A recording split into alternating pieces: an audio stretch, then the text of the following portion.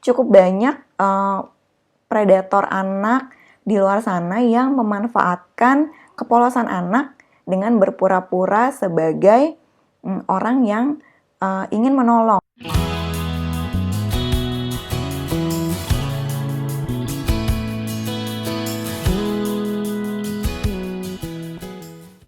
Halo semua, kembali lagi bersama saya Linda Maisha.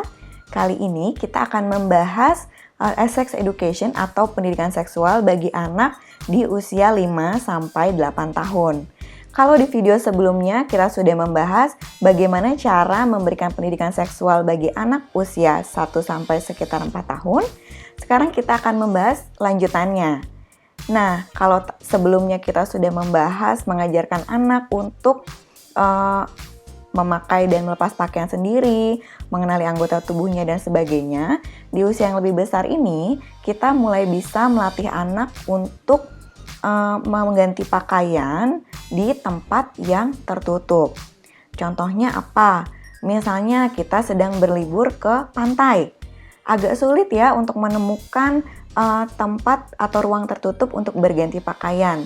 Tidak apa-apa parents, kita bisa menutup atau membatasi pandangan kepada anak dengan cara mengganti baju di balik pohon misalnya atau di balik kain. Sebenarnya konsepnya adalah mengajarkan kepada anak bahwa ketika kamu berganti pakaian itu tidak boleh di tempat yang bisa dilihat oleh orang lain. Jadi ketika kita sudah memberikan penghalang meskipun itu tidak optimal, tidak apa-apa. Itu adalah bagian dari mengajarkan kepada anak bahwa mengganti pakaian harus di tempat yang tertutup. Nah, berikutnya adalah kita bisa mengajarkan kepada anak bahwa ada perbedaan cara berpakaian antara anak laki-laki dan perempuan. Terkadang anak kita bingung, kok teman aku pakai rok ya mah? Kok yang itu pakai celana? Kenapa aku laki-laki tidak pernah pakai rok? Nah, ini kita bisa mengajarkan kepada anak terkait dengan perbedaan cara berpakaian antara perempuan dan laki-laki sesuai dengan kultur atau budaya di tempat anak-anak itu tinggal. Berikutnya adalah kita perlu menegaskan lagi kepada anak mana anggota tubuh yang boleh dilihat dan dipegang oleh orang lain.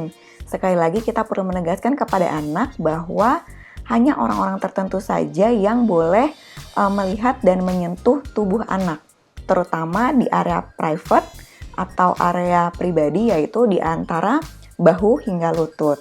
Kita bisa menjelaskan kepada anak bahwa hanya orang tua, pengasuh, dan juga dokter yang ketika sedang memeriksa lah yang boleh melihat dan menyentuh.